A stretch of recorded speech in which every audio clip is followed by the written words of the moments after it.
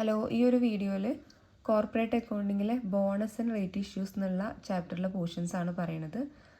ആദ്യമായിട്ട് ബോണസ് എന്ന് പറഞ്ഞിട്ടുണ്ടെങ്കിൽ ഒരു കമ്പനി അവരുടെ പ്രോഫിറ്റിൻ്റെ ഒരു പോർഷൻ അവരുടെ ഷെയർ ഹോൾഡേഴ്സിന് കൊടുക്കുന്നതിനെയാണ് ബോണസ് എന്ന് പറയുന്നത്.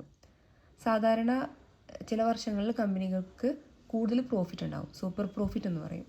അപ്പോൾ ആ വർഷങ്ങളിൽ ആ സൂപ്പർ എക്സ്ട്രാ കിട്ടുന്ന പ്രോഫിറ്റ് ഷെയർ ഹോൾഡേഴ്സിന് ബോണസായിട്ട് കൊടുക്കും. അല്ലെങ്കിൽ പല വർഷങ്ങളിൽ കമ്പനി പ്രോഫിറ്റ് കിട്ടുമ്പോൾ ഒരു പോർഷൻ റിസർവായിട്ട് കീപ്പ് ചെയ്ത് വെക്കുന്നുണ്ടാവും, ഫ്യൂച്ചറിൽ ആവശ്യം വരുന്നുള്ള ഒരു പ്രതീക്ഷയിൽ. ആ ക്യാഷ് കമ്പനി യൂസ് ചെയ്യാണ്ട് ഒരുപാട് റിസർവായിട്ട് ഇരിക്കുന്നുണ്ടെങ്കിൽ ആ റിസർവും ബോണസ് കൊടുക്കാൻ വേണ്ടിയിട്ട് യൂസ് ചെയ്യും. പിന്നെ ബോണസ് കൊടുക്കുക പ്രധാനമായിട്ടും 3 മെത്തേഡ് ഉണ്ട്. ഒന്ന് ക്യാഷ് ആയിട്ട് കൊടുക്കും, ക്യാഷ് പേയ്മെൻറ്റ്, അതിനെ ക്യാഷ് ബോണസ് എന്ന് പറയും. അല്ലെങ്കിൽ പുതുതായിട്ടുള്ള ഷെയർസ് ഇഷ്യൂ ചെയ്യും, അതിനെയാണ് ബോണസ് ഷെയർസ് എന്ന് പറയും. അതുമല്ലെങ്കിൽ partly paid-up shares fully paid-up shares ആയിട്ട് കൺവേർട്ട് ചെയ്യും. അതെന്താണെന്ന് ഇനി പറയാം. അപ്പോൾ ഇങ്ങനെ 3 മെത്തേഡ്സാണ് ബോണസ് കൊടുക്കാനുള്ളത്. പിന്നെ ക്യാഷ് ബോണസ് എന്ന് പറഞ്ഞാൽ ക്യാഷ് ആയിട്ട് കൊടുക്കുകയാണ് ബോണസ്.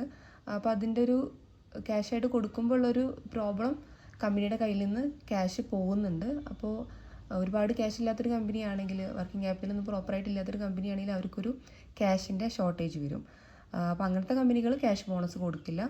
അതല്ല, അവരുടെ കയ്യിൽ എക്സ്ട്രാ ഒരുപാട് ക്യാഷ് ഉണ്ടെങ്കിൽ അവർക്ക് എന്ത് ചെയ്യാൻ പറ്റും, ക്യാഷ് ബോണസ് കൊടുക്കാൻ പറ്റും. അപ്പോൾ ക്യാഷ് ബോണസ് കൊടുക്കാനുള്ള സാഹചര്യങ്ങളൊന്ന് അവരുടെ കയ്യിൽ എക്സ്ട്രാ എമൗണ്ട് ക്യാഷ് ആയിട്ടുണ്ടെങ്കിൽ കൊടുക്കും. അല്ലെങ്കിൽ കമ്പനിക്ക് ഡിവിഡൻറ്റിൻ്റെ റേറ്റ് കൂട്ടണ്ട എന്നുള്ള രീതിയിലും ക്യാഷ് ബോണസ് കൊടുക്കും. അതെന്താണെന്ന് വെച്ചിട്ടുണ്ടെങ്കിൽ ചില വർഷങ്ങളിലായിരിക്കും ഇവർക്ക് എക്സ്ട്രാ പ്രോഫിറ്റ് കിട്ടുന്നുണ്ടാവുക.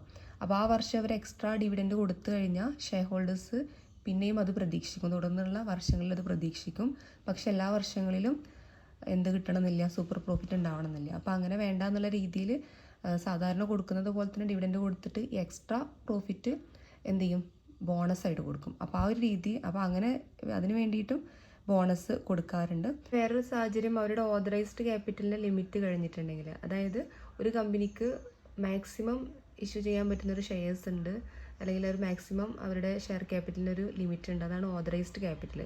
അത് അവർ കംപ്ലീറ്റ്ലി യൂസ് ചെയ്തിട്ടുണ്ടെങ്കിൽ, എത്ര ഷെയർസാണ് ഇഷ്യൂ ചെയ്യാൻ പറ്റുന്നത് മൊത്തം അവർ ഇഷ്യൂ ചെയ്തിട്ടുണ്ടെങ്കിൽ പിന്നെ അവർക്ക് അഡീഷണലി ഷെയർസ് ഇഷ്യൂ ചെയ്യാൻ പറ്റില്ല.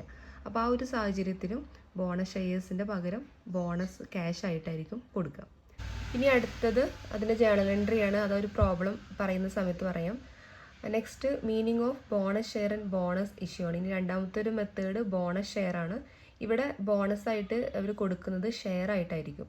അതായത് ആ ഒരു സൂപ്പർ പ്രോഫിറ്റിൻ്റെ പോർഷൻ അല്ലെങ്കിൽ റിസർവിൻ്റെ ഒക്കെ ഒരു പോർഷൻ എക്സിസ്റ്റിംഗ് ഷെയർ ഹോൾഡേഴ്സിന് ഷെയർ ആയിട്ടായിരിക്കും കൊടുക്കുന്നുണ്ടാവുക. അതായത് അവർക്ക് അഡീഷണൽ ഷെയർസ് ഇഷ്യൂ ചെയ്യും. അപ്പോൾ അങ്ങനെ ഈ ഒരു റിസർവ് അല്ലെങ്കിൽ ആ ഒരു സൂപ്പർ പ്രോഫിറ്റ് യൂസ് ചെയ്തിട്ട് എക്സ്ട്രാ ഷെയർസ് കൊടുക്കുമ്പോൾ ആ ഷെയറിനെ പറയുന്ന പേരാണ് ബോണസ് ഷെയർ അല്ലെങ്കിൽ ക്യാപിറ്റൽ ബോണസ്.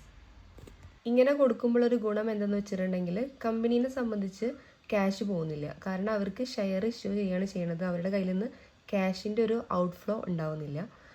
അതോടൊപ്പം തന്നെ ഷെയർ ഹോൾഡേഴ്സിനെ സംബന്ധിച്ച് അവർക്ക് എക്സ്ട്രാ ഷെയർസ് കിട്ടുന്നുണ്ട്. അപ്പോൾ അതുകൊണ്ട് തന്നെ അവർക്കൊരു റിവാർഡ് ആവുകയും ചെയ്യുന്നുണ്ട്. അതുകൊണ്ട് തന്നെ കമ്പനിക്കും ഷെയർ ഹോൾഡേഴ്സിനും ഇതിൻ്റെ ബെനിഫിറ്റ് കിട്ടുന്നുണ്ട്. ഇനി ഇതിനെ ക്യാപിറ്റലൈസേഷൻ ഓഫ് റിസർവ് എന്നൊക്കെ പറയുന്നുണ്ട്.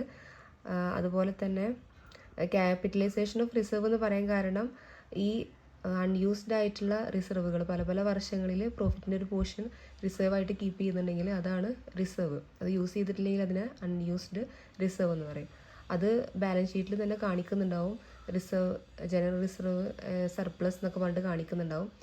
അത് പിന്നെ ഉണ്ടാവില്ല, അതാണ് ഷെയർ ആയിട്ട് കൊടുക്കുന്നുണ്ടാവുക. അപ്പോൾ അത് പിന്നെ കൺവേർട്ട് ആവുകയാണ്, ഷെയറിലോട്ട് കൺവേർട്ട് ആവുകയാണ്. അതുകൊണ്ടാണ് അത് ക്യാപിറ്റലൈസേഷൻ ഓഫ് റിസർവ് എന്ന് പറയുന്നത്. പിന്നെ ആ ഒരു ബാലൻസ് ഷീറ്റ് നോക്കിക്കഴിഞ്ഞാൽ ഷെയർ ക്യാപിറ്റലിൻ്റെ എമൗണ്ട് കൂടിയിട്ടുണ്ടാവും, ഷെയർസിൻ്റെ നമ്പർ ഓഫ് ഷെയർസും കൂടിയിട്ടുണ്ടാവും.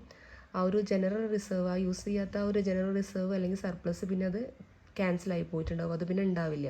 അതാണ് ഈ ഷെയർ ആയിട്ട് കൺവേർട്ട് ചെയ്തിട്ടുണ്ടാവുക.